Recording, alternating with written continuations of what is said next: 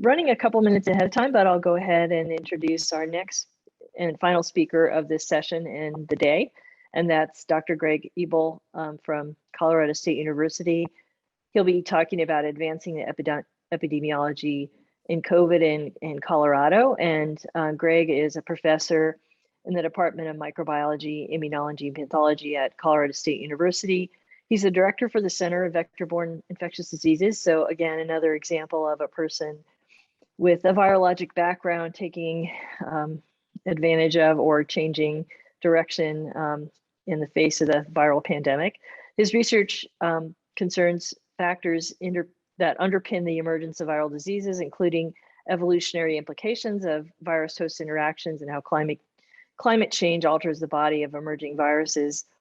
He's interested in viral surveillance. He works in Guatemala with some colleagues at CU-AMC to develop non-invasive methods to detect disease outbreaks. And locally, his lab conducts West Nile virus surveillance in Fort Collins, Loveland, Boulder, and Berthoud. And he'll be talking to us about his work on coronavirus, where one of the things he was doing was to provide support for long-term care facilities burdened by SARS coronavirus 2. So thank you. Yeah, thanks a lot. Am I sharing the right screen? I can't see what's happening on Zoom. We can see your outline screen. We can see two of your slides. Let's see. Instead of see one. if I can get it right this time. Screen one. Is that better? That's great. Okay. Yeah, so thanks for the really nice introduction, Sue. And it was really cool to hear what Dr. Bjorkman had to say, because thematically, we have a lot of the same kind of ideas and thoughts and approaches and conclusions. So I think this will be sort of interesting to have these two talks at the same time. Let's see, can I move on? Right. So I want to take a minute and just give you a little bit of the background and the rationale, the history of the project that I'm going to spend a fair amount of time telling you about, which, as Sue said, was our work on SARS-CoV-2 in congregate care settings in Colorado. And then after that, I want to talk about some new tools that we've been working with a large group of people up and down the Front Range to develop that we think will make surveillance better and tell us some new things about the biology of SARS-CoV-2. And then I have just one slide. We've been doing a lot for this last year, and I just want to show you just a very small pieces of information about that. I want to start just by saying, as Sue said, this isn't what I thought I was going to be doing for the last year and a half. I think there are a lot of people who would say that, but I think it's important that, you know, people who come to my lab, who are the people who did the work that I'm going to be telling you about, did not come to my lab to work on SARS-CoV-2. They came to work on arthropod-borne viruses. And this is something that I've been working on really for my whole career. And that means, as Sue indicated, doing surveillance in, let's see if I can get this thing right now, surveillance in Colorado and in Guatemala. And I will confess to being sort of reluctant to get involved with SARS-CoV-2 because this isn't something that I work on. But what we had to do was kind of say, okay, well, I don't work on SARS, but I work on surveillance, and we really need surveillance at this particular moment. So that's kind of how my lab got involved in doing this. So I just want to go back to early March 2020, and we'd been watching the health systems collapse in other parts of the world, and watching with horror as the first cases were reported in the US and Colorado. And it became clear really, really quickly that this was going to be a huge burden on senior living communities, and to the point where visitors were discontinued. So grandma's locked in the care community, can't get to visit her.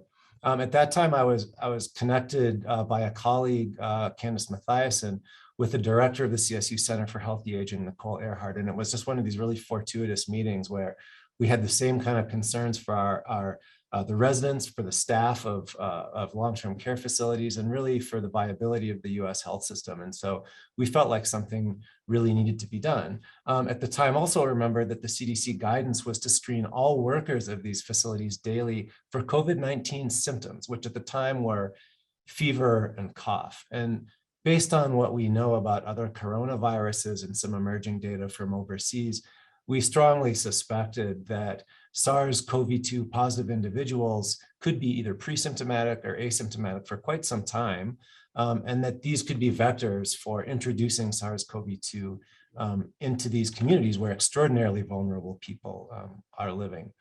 And so what that meant was that the CDC guidance on diagnostic testing was never going to pick up those kinds of people. And we really felt that something needed to be done. You also will likely remember that there were some significant hurdles to doing any type of surveillance back then, not only the current guidance from the CDC, but also issues with supply chain. It was very, very difficult to obtain swabs. The CDC assays were problematic. Getting reagents and plastics was quite difficult. So to start this effort, we had to be pretty creative with materials and reagents. There also were issues with regulatory guidance. So my lab's not a CLIA certified lab. I'm not going to make us be CLIA certified. I don't want us to be CLIA certified, but we know a heck of a lot about surveillance and we do it a lot. Because of that, we were able to get a special letter of assurance from Governor Paulus. Actually, I say we, it was Nicole who negotiated this. She's quite an impressive negotiator. And that allowed us to do SARS-CoV-2 testing in my lab for the purposes of this surveillance. We also had funding challenges. Although there was interest at the state level, the clock was ticking and people were getting sick and dying. And so we redirected Nicole's startup funds. I had grad students and postdocs who are quite talented and were interested in becoming involved. And so they did, and we got support from CSU and others in the state to get the project started. So we enrolled 6 skilled nursing facilities. And from those 6 skilled nursing facilities, we recruited 542 workers who consented to be swabbed once a week. And then we screened the swabs by QRT-PCR.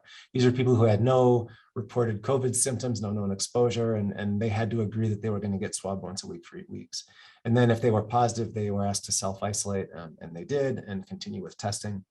And we confirmed, because I'm not a CLIA lab, our qPCR results with the veterinary diagnostic lab here at CSU that was in the process of trying to obtain CLIA certification, which they finally did do.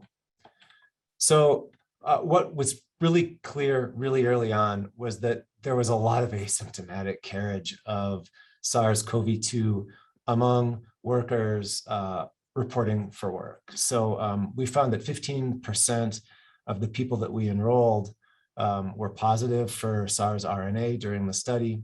And the amount of workers that were positive depended both on what facility they happened to work at and what job classification they had. And what you'll see here is an analysis that Elizabeth Carlton, who we've collaborated with on and off, did for us using administrative staff as the reference population. What you can see is that staff classes, and I would suggest that you look at the adjusted odds ratio. This is adjusted for facility. People involved that have kind of more intimate contact with residents tended to have higher infection rates. And so what we think is happening is that a worker likely brings infection into a facility, transmit to a resident, and then that resident transmits to others who are involved in that person's care. This is what the data looks like by site. And so I think the easiest way to look at this is to start with panel B, which is the measured prevalence at sites A through F across time. And what you'll see right away from this is that there are some sites that have no infection during this 8-period study, some that have a little, sort of little infection, but nothing that you'd consider an outbreak. And then other sites that have these hellacious outbreaks where up to 30% of the staff are infected at any given time. So there's kind of heterogeneity at that level. What you see in panel A, which I'll also draw your attention to, is the viral load. And this is N1 copy. So this is a RT-PCR target that measures the viral RNA in these different sites. And some of these people, and this will remind you of what Kristen said earlier on, have up to 1 billion copies of RNA in their noses as they're walking in to go to work to take care of gravely ill individuals at long-term care settings. So quite alarming to see this when the study started. So just to conclude from this, high levels of RNA are possible in apparently healthy individuals. We did see a decline in incidence and prevalence, and we think that this has something to do with the fact that we're asking people to self-isolate after they test positive. And I'll present a little more data that will speak to this, I think, a little bit later on. Um, okay, so all of that data is on viral RNA. We also wondered whether the viral RNA correlated with infectious virus. This is something that we do in the BSL-3 lab up here at Colorado State, and I would just direct your attention to these panels here, which show plaque forming units, which is a measure of not just viral RNA, but infectious virus against the number of viral copies per swab. And what you can see is a quite fairly nicely linear response between plaque forming units and RNA. And so these are, again, are people who are on their way walking to work with 100,000 to 1 million plaque forming units of SARS-CoV-2. It's fairly interesting, I think, to look at the differences in the natural history of infection. And we saw a lot of heterogeneity in this. So here's a set of people who were positive only for 1 week by RNA or by plaque forming units. That's RNA and infectious virus. We have groups of people who are positive for 2 consecutive weeks, 3 consecutive weeks by RNA, and they're positive often for virus for several of those weeks. 4 consecutive weeks positive, and then there's this other class of individuals who are positive and then they go negative and then they're positive again. We don't have a great explanation for why we see this great heterogeneity and the duration of people's positivity, but something we're certainly quite interested in. Okay, so the other thing that's interesting about this is we have these facilities that have these very, very serious outbreaks. The question is, is transmission occurring within the facility, or this place happened to be in just a crazy hotspot of SARS-CoV-2? So to answer that question, we took a genomic epidemiology approach, and from this study, we sequenced all of the complete genomes of all of the positive samples. And so what this is showing you this is a phylogenetic tree, and the things that are closer together on the tree are more closely related. And what hopefully your eye tells you is that, and the facilities are color coded. What hopefully your eye tells you is that viruses that were sequenced that came from the same facility tend to be more closely related to others within the same facility, although that's not always the case, right? So this is this green facility, facility D, that had a tremendous outbreak. There, it looks like there's a result of 2 distinct introductions, one here and then one over here. And this maybe was shared with another facility. A lot of times workers at these facilities are shared. They go back and forth between them. And the workforce is actually quite transient. And the other conclusion was that these outbreaks tend to be genetically distinct between facilities. So this is something that we're still doing, although this effort rapidly outgrew the ability of my lab to conduct the surveillance testing. It's now moved over to the CSU Veterinary Diagnostic Lab under the leadership of Christy Pavlonia and Josh Campbell. And in 2021, they've tested 86,000 samples, and in 2020 they did 88,000 samples. And so it's a huge effort that just a person like me in a small lab could never do, but it's kind of an example of, I think, how people who didn't used to work together have come to work together in a productive manner. The other thing that we were doing as part of this study of long-term care facilities is sampling serum from individuals who were consenting also to have their noses swabbed. So this built on some of these previous relationships that we established through, again, through Nicole Earhart. So this is what the surveillance looked like. This is the virus RNA surveillance total over here. So there are 2 sites that I'm going to tell you about. Site A is in green, site B is in blue. We were sampling them approximately equally, and then during these months, we sampled site A a bit more intensely. And this is what the infection looked like. So during the course of the study, site B had an outbreak, site A did not. There were just a couple of positives. And the red arrows show you where we sampled serum. So these samples come to the lab, they're spun down, and we test them for antibodies against SARS-CoV-2 by a plaque reduction neutralization test. So this is a very functional assay to test for neutralizing activity of somebody's antibodies against the virus. And so this is kind of what that looks like. Well, we didn't see an outbreak in site A. It looks like because there has already been an outbreak in site A. There's already 35 to 40% neutralizing seropositivity in site A. In site B, we saw quite clearly that there was a little bit of seropositivity, but after their outbreak, there was a dramatic jump to about, again, 30, 35% positive. note that there is an outbreak that came and went away, but there's still plenty of scope for more outbreaks. And I think we're seeing that happening in some of these facilities right now. Below them, you can see the neutralizing values of individual serum samples from individuals that were collected over time at different sampling points. And they're quite stable at site A, so that's somewhat reassuring. And then in site B, again, you can see people who are seronegative, seroconverting, and staying positive during the course of the study. This is kind of interesting to look at individuals from site A, because we did see a couple of infections, and the question is, were these breakthrough or secondary infections on top of an existing antibody response? That's not the case. They were negative by spike and RBD ELISAs, which were done in Sue Vanderwood's lab, and by neutralization tests, which was done in my lab. And then they were seronegative, and then they became positive. We've sequenced these viruses, and they're distinct. And so I think another kind of extra message from this is that it seems like virus is introduced into these facilities somewhat frequently. We followed up on this by sequencing all of the viruses from one of our sites over a very long time. And you see that again, right? So that this is one facility, and these are the genomes of all of the SARS that's been sequenced. And sometimes virus is introduced and nothing happens, right? So this one here was introduced. This was introduced sometime in October. And there's no secondary cases associated with that. Over here, we have an introduction in July, and then led to a couple of secondary cases, but not beyond that. Whereas over here, we have an introduced case that produced tens of secondary cases. And so this has started us to ask the question, what does it mean to be a super spreader? And I think Kristen showed some great evidence of this in her talk. We're curious about, who is infectious, when are they infectious, and how well does infectious virus or viral RNA in the nasopharynx or in the saliva correlate with infectiousness to others? And so that's the next part of this that I want to tell you about. So what do I mean by that? We test in our study through nasal swabs, and others test by oral swabs.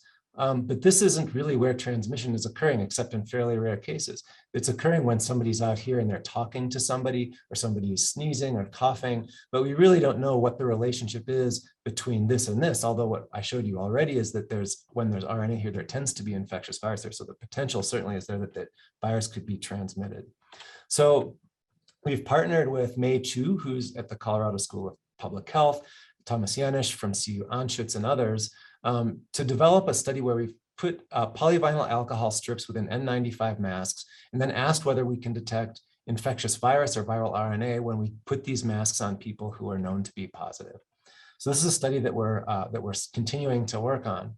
So the first thing that we wanted to do was to convince ourselves that the PVA strips would reliably predict, would reliably capture viral RNA or viral plaque forming units. And so this is just a spike-in experiment where we took virus in media and then spotted it onto PVA strips and let the PVA strips dry, and then tested for viral RNA and plaque forming units. And we convinced ourselves fairly well at this point that the PVA strips would reflect what was in the media. We then started a phase 1 kind of pilot study where we enrolled symptomatic individuals who had a positive nasal swab, and then gave them 5 masks, which they wore either on the first day of enrollment for 30 minutes, and then one for an hour, one for 2 hours, and then one for 3 hours, and then another one where they wore a mask for 1 hour on day 2. And then we got these masks delivered up to the lab, and we took off the PVA strips and dissolved them and tested them both by PCR and by plaque assay. So of the 24 individuals that were enrolled as part of this pilot study, 7 of them had SARS-CoV-2 RNA on their masks. So that's 30%. So that's maybe a useful piece of information right there, right? So 30% of RNA positive people in their nose are maybe transmitted. This is kind of what the data looks like here. So these are the different masks, the day 1 mask for 30 minutes up to 3 hours, the day 2 mask for 1 hour. And then on here you see the different colors correspond to different SARS-CoV-2 targets, N1, N2, and E. And then this is a human control, which is sometimes done. This was done for participant 15. This should say participant 8. I'm sorry, that's a mistake. And then here's plaque assay and virus culture data also. And so we do sometimes actually get positives from both plaque assay and culture off of these things. Also, we were able to sequence virus off of these strips. And so these are virus sequences of participant 8 for the 3-hour, the 2-hour mask, and the half-hour mask. And so they came from these two things. And here's participant 15, their 1-hour mask had positive. And so again, it's kind of nice to see that this participant 8, all of those viruses are the same. They were collected on the same day. And then that participant 15 has a genetically distinct virus. And so what we're hoping that this will allow us to do is to compare samples from swabs with what we get off the masks and help us understand, are there certain subpopulations of the virus that are more likely to be transmitted than others, either in exhaled breath or through talking or sneezing or coughing. All of that's data that's being collected as we move forward with this project. So this is a project that we're trying to scale up. This is largely the effort of Mei Chu and a very large team of people that I'll acknowledge later. We are hoping to work with University of Colorado, University of Denver, Colorado Mesa University.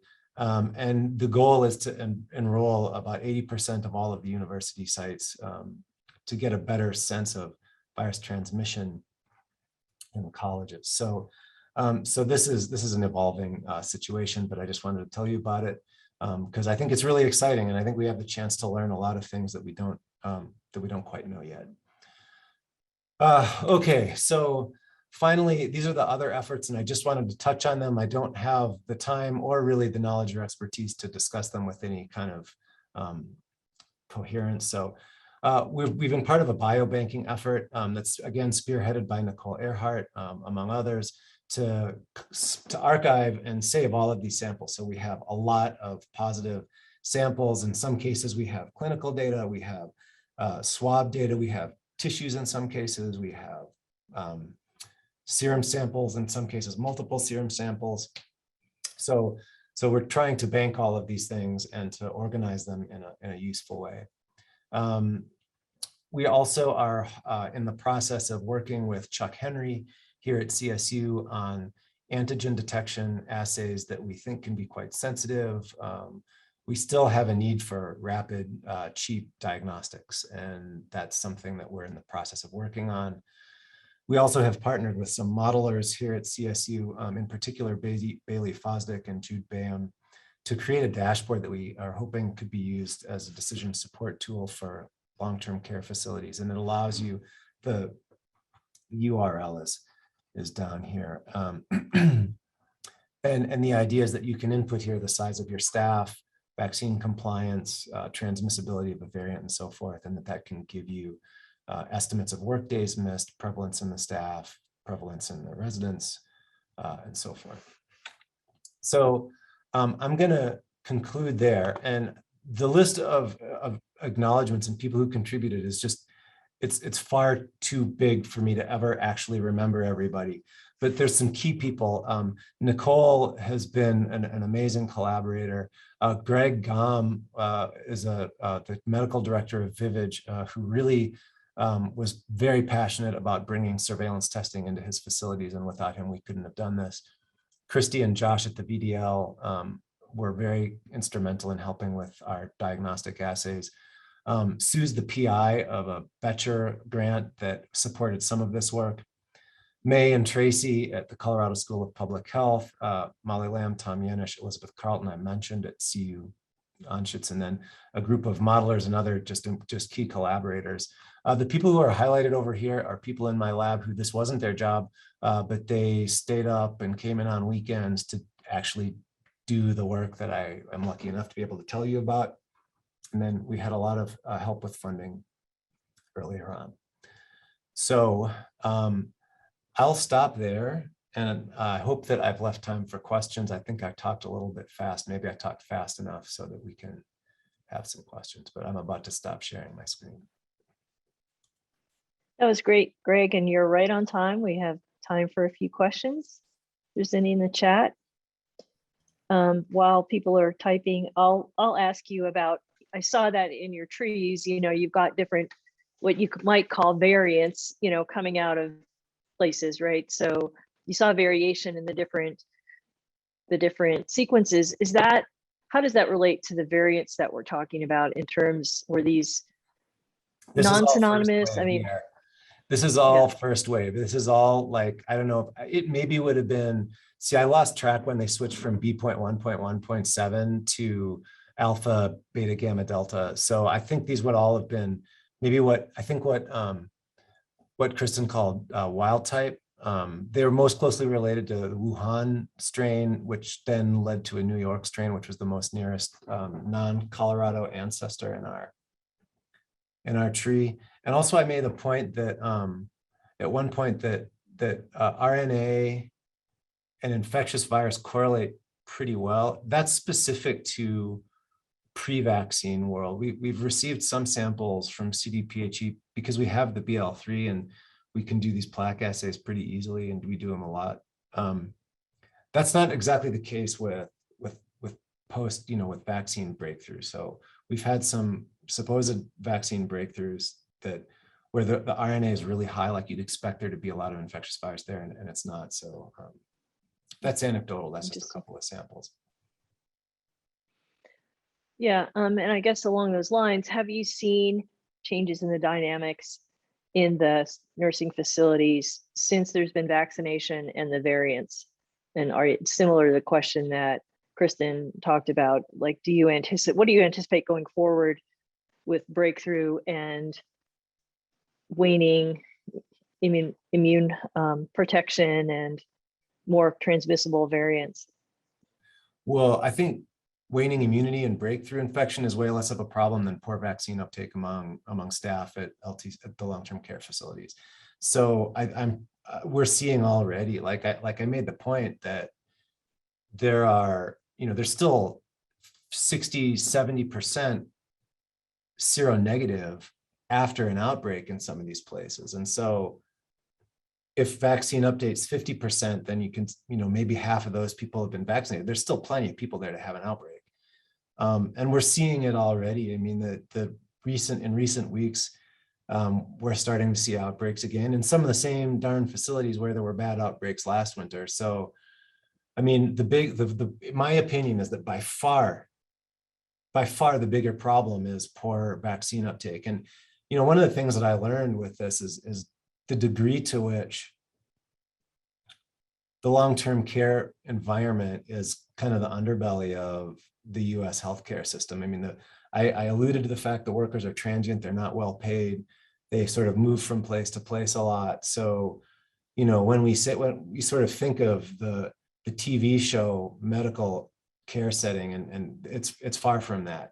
And in addition to, there's also sort of the socioeconomic things. Like there was a session on that earlier. I mean, it's a difficult group of people to reach with vaccine information. I don't know, that maybe that's a little harsher than it needs to be, but that's honestly what I think is that the bigger problem is not waning immunity or breakthroughs. It's people not getting vaccinated in the first place. But we'll see it, and we have already. You get vaccine breakthroughs, but usually what happens is we report out the positive case, and we get an angry phone call saying something's wrong with your testing, dude. Get it right. I'm not sick. I'm fine. There's no way that I can be positive. And we kind of, you kind of are positive. We've tested it a few times already. So that's kind of the more common scenario.